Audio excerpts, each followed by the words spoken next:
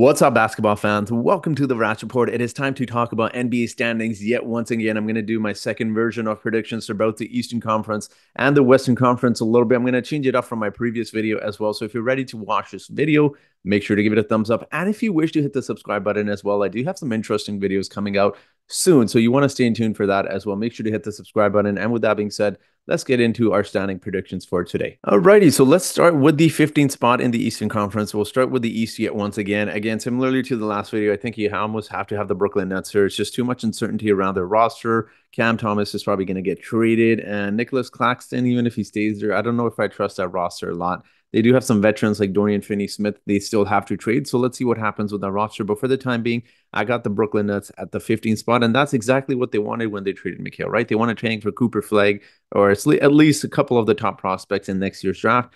At the 14th spot, we got the Wizards again. The reason I got the Wizards again over the Nets here is they still got Kyle Kuzma, they still got Jordan Poole.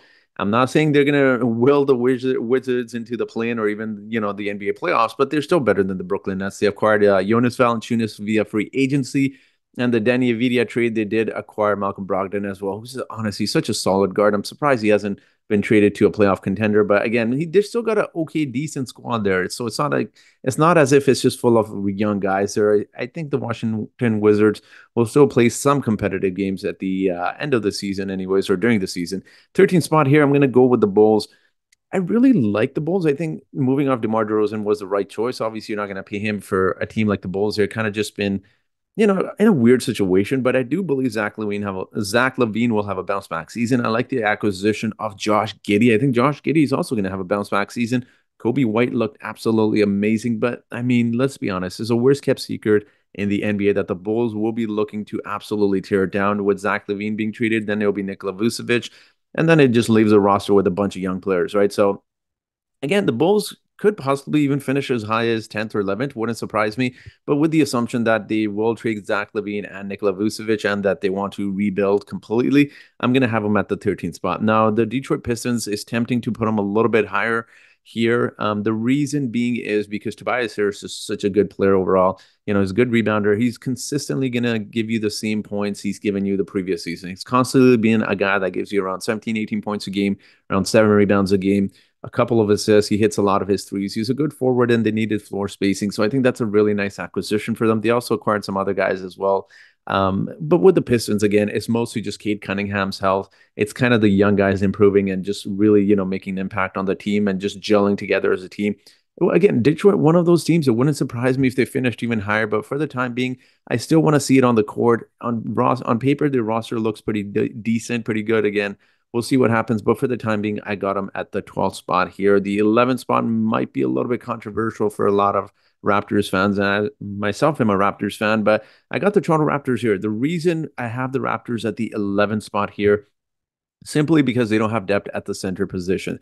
Outside of Jakob Poeltl, if he goes down, Kelly Olynyk isn't someone you can rely on for 30 minutes a game. He's good in spurts and he gives the Raptors something different in terms of floor spacing, but again, their center position is just not great defensively, again, outside of Jakob. And if Jakob goes down, then who's playing the center position? I don't know. Is Bruno Fernando going to come in and all of a sudden change the trajectory of the Raptors defense?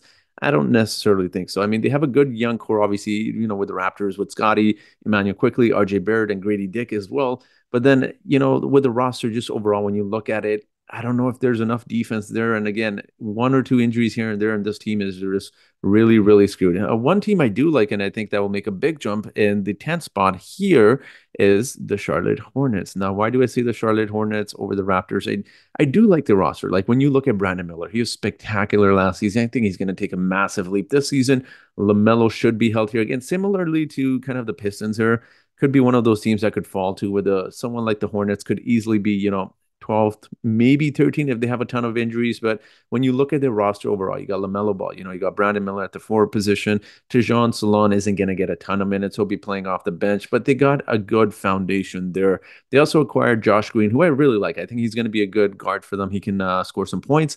And then you got Mark Williams and Nick Richards at the center position, which should be decent as well. And then you got some decent role players right on that team, like Grant Williams as well, will provide some quality minutes as well. So again, that team could be fascinating depending entirely on how healthy LaMelo is and how well him and Brandon Miller play together.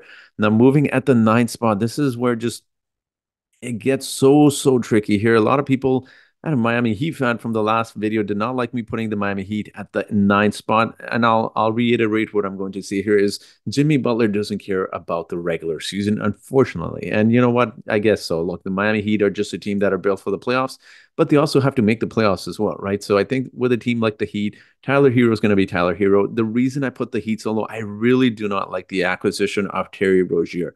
You can't have so many guys that are shoot first guards. You know, if you pass a little bit better, maybe I could understand that fit with the Miami Heat a little bit. Even when they acquired him, they did not look good at all. It's a weird fit, man. Tyler Hero's, kind of that guard that shoots a lot. Now you got acquired a point guard that shoots a lot in Terry Rozier. So it's a weird fit. And then you also got Hawkins, who's going to improve. I believe in him. They did acquire Kel'el, where I will say that's a really good acquisition for them. You got some defense behind Bam Adebayo. I like that center. I wanted my team to draft him. Unfortunately, the Miami Heat got to him first. But in terms of Kel'el Ware, we'll say I think he's going to have a good rookie season. But is he going to will the Miami Heat alone to a higher position? I don't know. Again, Miami could be one of those teams that finishes eighth as well. The eighth, I'm going to go with the Atlanta Hawks again. The Atlanta Hawks are a good team, man. People disrespected Trae Young quite a bit last season, but you need to understand you can't put two ball dominant guards together and assume it'll work. It obviously didn't work the first season, and then the second season you saw it didn't work, and they tried to trade Trae Young. Then they couldn't get a deal for him. They tried to trade DeJounte Murray. They didn't like a deal, and they finally traded DeJounte during the offseason. But I do like some of the acquisitions they made in terms of Dyson Daniels as a player. That's a good defensive guard, and you need one right beside Trae Young. We know he's not a good defensive player. And then you acquired some very under the radar players, good role players like Larry Nance as well. It gives them a little bit more depth at the forward position.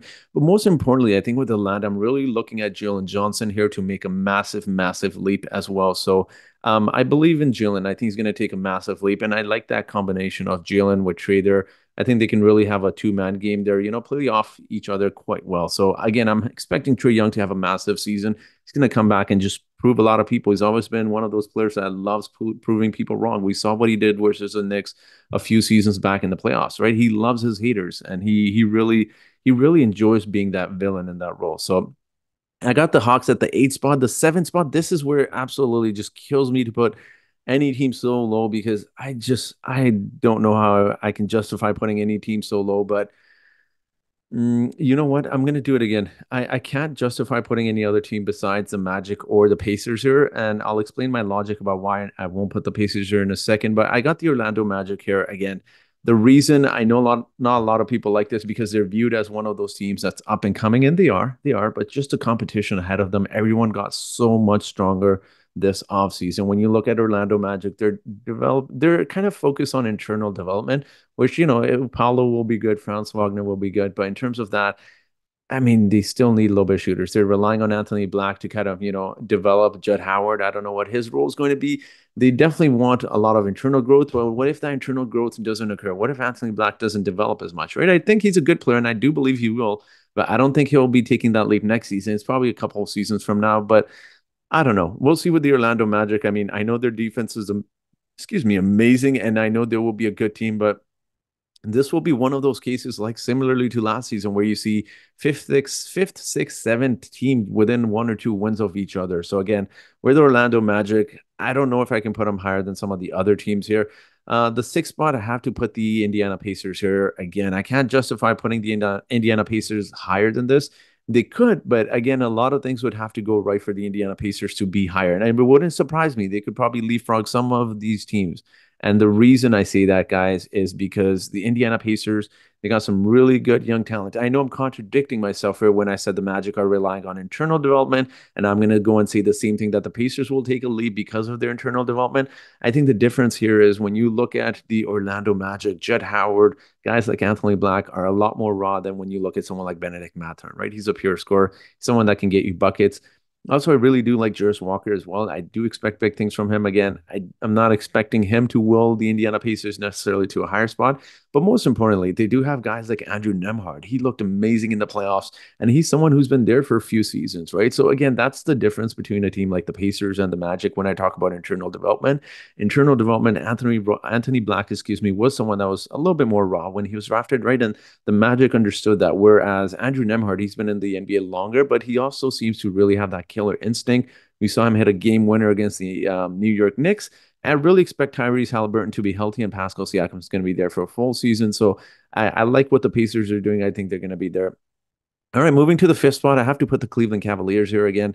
One of those teams, they're going to be a good regular season team, but will they be better than Boston, Milwaukee, New York, Philadelphia? I don't know. Philadelphia got really good this season, so it's kind of hard to put the Philadelphia 76ers below. I know I did for last video, but again, I'm going to give my logic, and I do wanted to switch up the standings a tiny bit here. But Cleveland Cavaliers, they are who they are. Darius Garland was injured, but I don't like that fit. Similarly to how I didn't like the DeJounte and Trey fit. And I understand why the Cleveland Cavaliers are in a position where they can't really trade Darius Garland yet, or they couldn't at least until they got Donovan Mitchell extended. But now I really think they should break up that pair because it's an odd fit. Let's be honest. It really is an odd fit. It doesn't really help the Cleveland Cavaliers a ton. I don't like that fit there. I think Darius Garland needs to be the main point guard, and then Donovan Mitchell is more of a shooting guard, but he needs a ball in his hands as well, right? So it's a weird fit there. If they can move off Darius Garland, maybe get a small forward that could really help them. That would be great for someone like the Cleveland Cavaliers. I think that would be a nice acquisition, to get a small forward to finally be able to play a little bit defense, really help that team. But I like Cleveland. They got good defense. They got Jared Allen. They got Evan Mobley. Donovan Mitchell is going to do his thing as well. Fourth spot here, I have to go with the Philadelphia 76ers. Philadelphia 76ers would not surprise me if they finish higher than this. The reason I have them here is simply because Joel Embiid's health.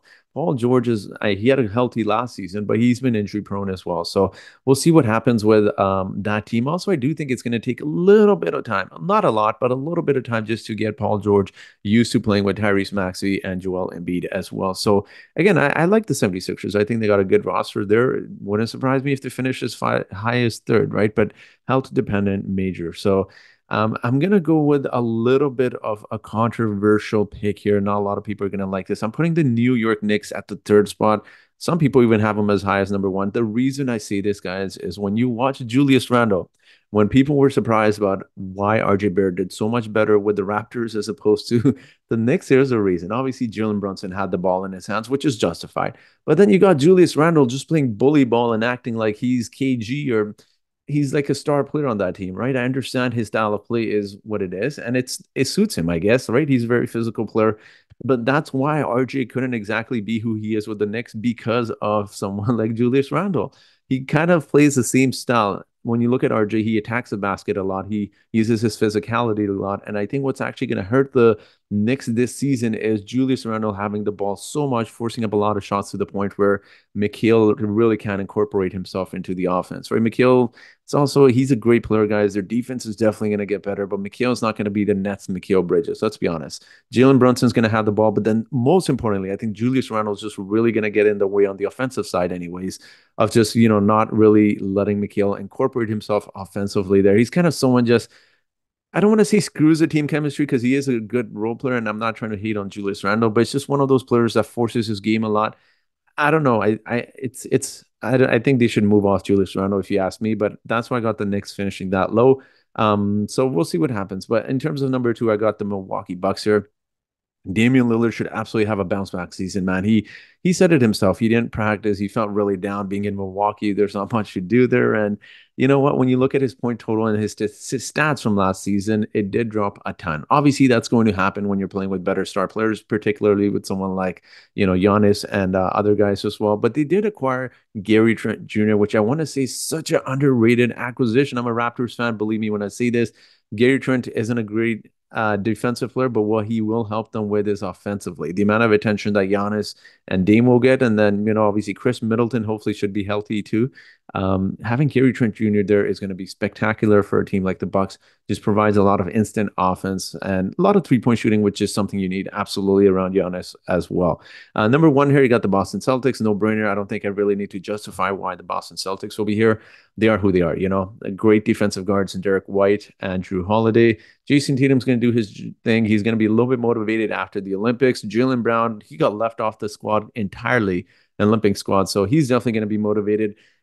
Some questions may arise at the center position, but I just think there's so much talent there. They could honestly put a decent center if they do acquire one or whatever they do. If Al Horford's injured, Kristaps Porzingis, we know there's concerns about his health as well. But again, I still expect the Boston Celtics to be great. Let's move on to the Western Conference here, and this is where it gets really tricky. And this is where I get a lot of hate in the comment section because it's so unpredictable. And you know what? Some of it is justified, some of it's not, but I'll give my reasoning behind some of these particular teams and why I have them where I do. All right, Portland Trailblazers, 15th spot. I think they will improve. I really like the acquisition of Danny Avdia. I also really like the big man they drafted, and of course, I keep always keep forgetting his name as a really big fan of his. But you know who they drafted, Portland Trailblazers fan. I just can't think of his name at the moment. If it does come back, Donovan Clingan, that's who it was, of course. But I think he's going to be great for them as well. Great defensive. He's really going to anchor the defense behind someone like DeAndre Ayton there as well. So I like the acquisition. Those two acquisitions are massive. Again, what they'll do with Jeremy Grant, who knows? Maybe they trade him, maybe they don't. Some of the other guys as well. 14th spot, Utah Jazz. Again, these two teams aren't bad. It's just how stacked the Western Conference is. Like you look at the teams that have left, guys. I mean, how do you justify putting any of them? Maybe the San Antonio Spurs, but even the San Antonio Spurs, I could really, really see them improving a ton too, even to the point where I could see them finishing as high as 10th, 11th. Chris Paul has that effect, right? But for the time being, I got to put the San Antonio Spurs at the 13th spot. Wembanyama is going to obviously take a massive leap as well. They also got Harrison Barnes in that trade as well. But again, it's one of those tricky situations where I feel like Chris Paul definitely elevates that team, but just the competition ahead of them is just far, far too great. Now, this is a spot that not a lot of people like me putting the Warriors in at the 12th spot. The reason I got them here, guys, I've been one of those fans. I'm not a Warriors fan, but I've been holding on to the fact that, they still got Steph Curry. He's going to will them to the playoffs. He's going to will them to the playoffs. And we saw what happened the last few seasons. I've been holding on to the hopes that, maybe the Warriors will still be good, but unfortunately, that's just not the case. I really do like the acquisition I will see of Kyle Anderson. He's going to provide them with some much needed depth at the forward position, also some defense. And Buddy Hield, obviously, he's going to replace Klay Thompson's 3-point shooting. But again, I want to be optimistic with the Warriors. I can't. The reason is with Draymond Green's injuries, he was healthy last season, but in the last 3 or 4 seasons, he's played a combined 58 games. And the record with Draymond Green last season for the Warriors was 33-22 with Draymond. Without him, they were like 13 and 14 or 12 and 14. So they were barely playing 500 basketball without Draymond Green. So dependent entirely on his health. And without Steph Curry, there was something like 3 and 5 or 2 and 5, something crazy like that. So again, the health of the Warriors will be the big question. So their overall roster isn't bad when you think of, Jonathan Kuminga. I really like him. I also like Brandon Prinzimski as well. I do think he's going to do great. But overall, like what is going on with Andrew Wiggins? What's going on with some of the other guys as well? That's the concerning issue with the Warriors, right? So again, it's a lot of injuries. I don't know if I believe in the Warriors as much as I used to. It's going to disappoint a lot of people, but it is what it is. I got them at the 12th spot. The 11th spot, this is challenging as well, man. This is really hard to do. People don't realize this. It's so hard to do. You can try doing this yourself, but I'm trying to think of teams I can put here, and I can't. I don't want to put any teams here, but unfortunately, I'm going to have to put the Kings here again. I don't like the acquisition of DeMar, guys. I said it last video. I'll say it again. Their defense wasn't great. DeMontis isn't a great defensive player. DeMar isn't a great defensive player. So you added something a team didn't need. They needed good defenders. You added a bad defender.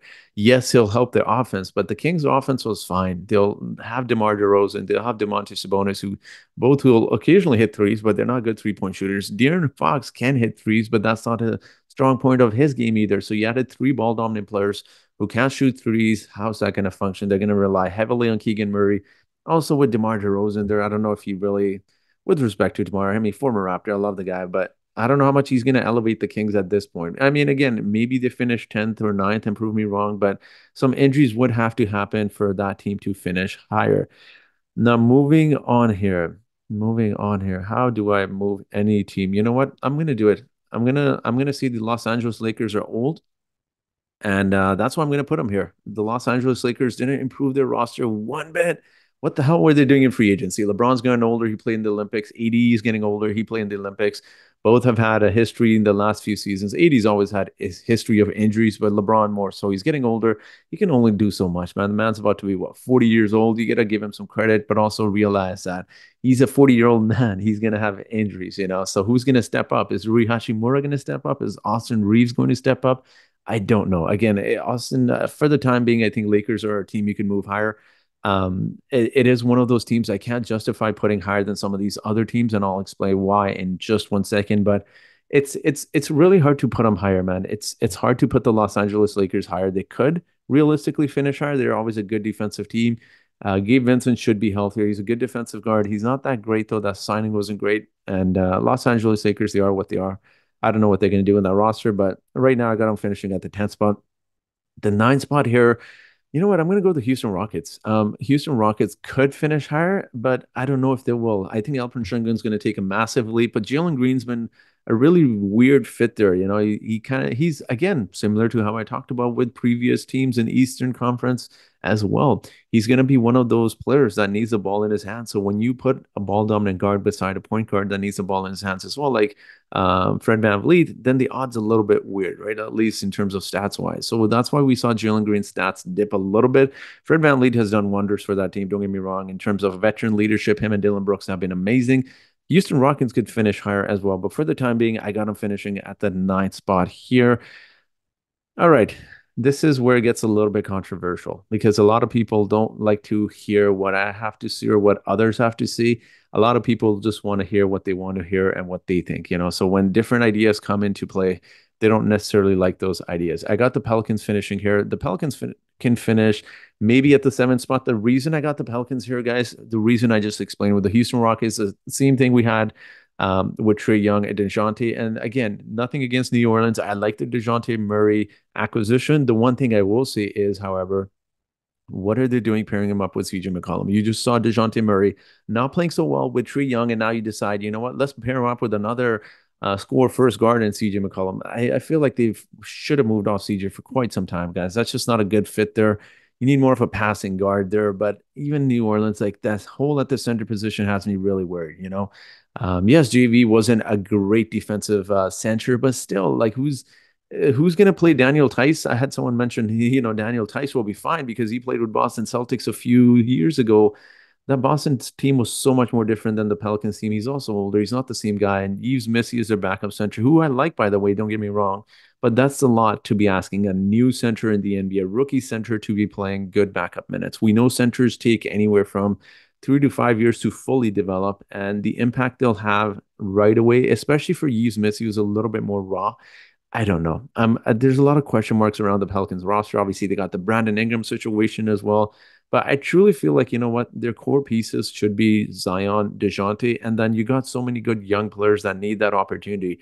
You know, you got Trey Murphy there. You got some other guys as well that should have that opportunity to get more ball, get more touches, and just, you know, incorporate themselves more into the starting lineup. So I really think the Pelicans need to reconstruct their roster a little bit. They have a good foundation, but again, I can't justify putting them much, much higher than some of these other teams. All right. 7th spot here, I got the Clippers. A lot of people did not like me putting the Clippers at the 5th spot. I was looking at the roster, and you know what? I was right about my logic about why I think James Harden and Kawhi Leonard will be fine. A lot of people were saying, well, how is Jimmy Butler? Someone mentioned, how is Jimmy Butler going to be injured and the Miami Heat aren't going to do so well? And then you got James Harden. The difference is, and again, Eric Spoelstra is a great coach, guys. Don't get me wrong. The difference here is no other coach gets more, maybe except for, ironically speaking, Eric Spoelstra, but no other coach gets more out of his role players than someone like a Tyronn Lue. So we still got Kawhi Leonard there. Let's not forget, even if he plays 60 games, that's still a ton for the Clippers. But one thing I will say with the Clippers, guys, before people say they're going to finish so much lower, the Clippers with James Harden. So let me point some stats here. In 6 games without Paul George, James Harden being, you know, obviously we knew James Harden, Kawhi, and Paul, it was a really bit of an odd fit. And similar to what I've mentioned about so many other teams, you can't have so many ball dominant players on a team unless it's someone like a prime Klay Thompson where he can just play off the ball, right? So without Paul George in the 6 games where James Harden played with Kawhi, he averaged 21 points, 9 assists, nearly 6 rebounds a game, right? And you saw his obviously stats dip when all three of them played. But in terms of even when Kawhi wasn't playing, I think him and Kawhi played better together than him and Paul George, because when Kawhi was out and it was just Paul George and James Harden, his stats were something like 17 points, eight assists, 5 rebounds, right? So obviously there's a big difference. I think Kawhi and James Harden can complement each other's game quite well because Kawhi can play a little bit off the ball as well. But James Harden's going to be running the show there. He's going to be the point guard. And look, they still got a decent role players as well. They got Norman Powell there. They got Zubac, who they just re-signed as well. So again, I like that roster because even though they're older, I think Tyronn Lue is just he's such an exceptional coach that I think they'll be good. Even with the injury concerns of Kawhi Leonard, even with James Harden getting older and fatter and whatever you want to call him, I still think James Harden is still very capable of running an offense decently. So I like the Clippers. I'm not someone that actually likes the Clippers. Let me rephrase it. I'm a Raptors fan. I don't like the Clippers at all, but before you see I'm a Clippers fan, but I think they can they can do pretty decently in the Western Conference. They're always going to be a playoff team as long as, Ty Lue is there and you got some decent players. And obviously you got James Harden and Kawhi Leonard as well, even with his knee injury issues. Sixth place here. Okay, this is where I have to put the Phoenix Suns. They could potentially finish fifth. It wouldn't surprise me. Phoenix Suns did good this offseason. KD, Bradley Beal should be healthier. I think they should really consider having maybe Bradley Beal come off the bench. They tried this no point guard lineup.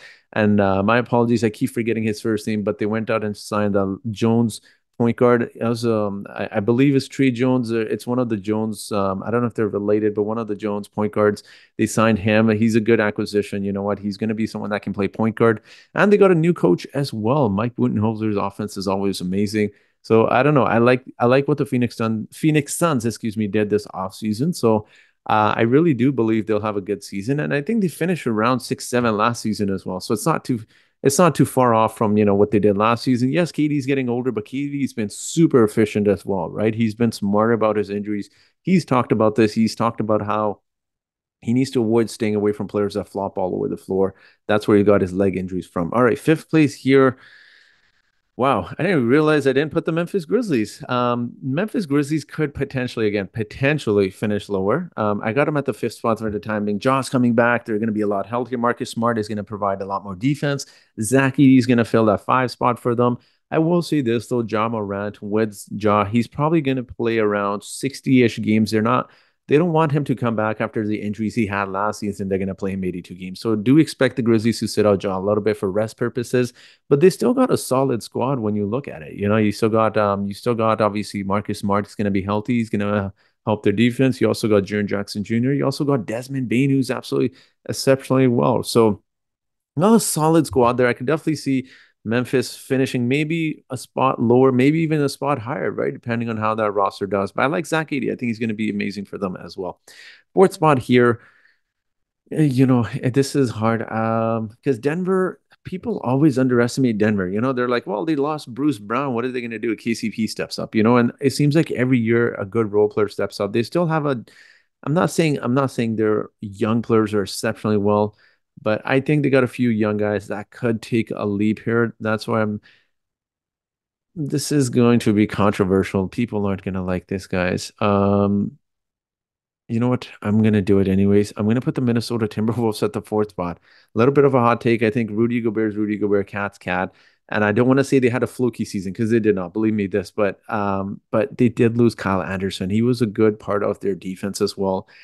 And Mike Conley's getting a year older. Yes, you got Anthony Edwards there, who's he's turning into a superstar right in front of our eyes. But in terms of that Minnesota roster, it's a good roster. I'm not hating on them. Don't get me wrong, guys. I'm not hating on them. I like the roster, but Minnesota Timberwolves, I do feel like that Kyle Anderson was a huge loss, for them. Just defensively, he was great. But we'll see what happens with the Timberwolves. I don't think I believe they finished second. I want to say last season. I don't think they'll finish second. And people need to remember that when the season came down to line, it was like all these teams in the top 3, 4 spots were like a few games off each other, right? So it wasn't as if Minnesota won 65 games and now I'm all of a sudden putting them at the fourth spot. That's why I think they'll finish a little bit lower because it wasn't that much of a gap between them, Oklahoma City Thunder, and Denver Nuggets as well. But the third spot does belong to the Denver Nuggets. It is one of those teams, not so much that Denver is a bad team now because they lost KCP. I mean, he was a good role player for them, but Denver will be Denver. Jamal will be fine, guys. Yes, he had a rough Olympics. They still have Nikola Jokic. They still got Nikola Jokic. Let's not forget, he makes role players look so much better. So we've seen that time and time again. Denver will be fine. They'll be a good regular season team as well. They'll have a nice playoff run as well. But I got the Denver Nuggets finishing third here as well. Now, second place, I got the Dallas Mavericks. I have to put the Mavericks here because I can't put them at the number one spot. Dallas did a really good job in their trade deadline last season too, but the offseason acquiring Klay Thompson. Yes, guys, we are all aware that Klay Thompson isn't the Klay Thompson of 3 years ago, even, or I should say before that, because he had those Achilles injuries. He's not the Klay Thompson of old, but it's a really nice fit there. Even if he's hitting 36, 37% of his threes. That's a good amount of floor spacing for Luka and Kyrie. That is exactly the type of player that Luka and Kyrie need. The guys that don't require to have the ball in their hands, but someone that can get you some points just by shooting threes, right? So I like that acquisition for the Mavericks. I also really, really want to say one thing. I really do like Derek Lively.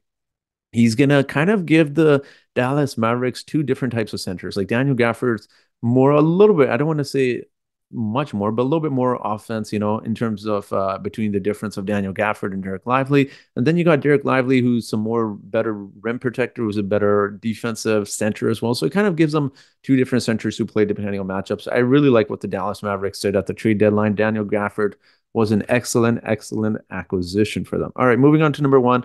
No brainer here. You have to put the Oklahoma City Thunder here, guys. No brainer here. They acquired Alex Caruso in that trade for Josh Giddey. They also signed Isaiah Hartenstein as well. I like what they did, man. I like what they did. It's hard to really look at Oklahoma City Thunder and say they got worse. They didn't. They absolutely got better with what they already have in Shai Gilgeous-Alexander. You look at the guys like Chet Holmgren as well, who'll be doing great. And obviously, they got other guys. You can go through that list and just mention so many names, but they got a good young roster that's constantly improving. Then you added a good, I don't know if you can call him a 3 and D, a 2 and D if you want to call it. Alex Caruso can guard threes technically. He's a good defensive player, but also a good, smart, intelligent, high IQ basketball player that can shoot threes. And, for a team like the OKC Thunder, any team in the NBA will tell you that's a luxury to have defense and 3-point shooting together in one player. And Isaiah Hartenstein, good center role player that gets you defense, rim runner, excuse me, will be great with Shea Alexander as well. And just to provide a little bit more muscle, so Chet Holmgren isn't forced to guard the 5 spot as well. So I like this. I'm curious as to what you think about this. Again, some controversial picks. I'll go back to the Eastern Conference to give you a quick look at what the standings in the East look like and what the standings in the West look like. Again, I changed it up from my previous video a little bit. Let me know what you guys think. I know there's going to be some controversial picks as well, particularly with Minnesota finishing fourth, but I'm very curious to hear what you think and your logic behind it. So let me know your thoughts in the comment section below. If you're still watching, make sure to give it a thumbs up and don't forget to hit the subscribe button as well. So thank you so much for watching, and I hope you guys have yourselves a great day.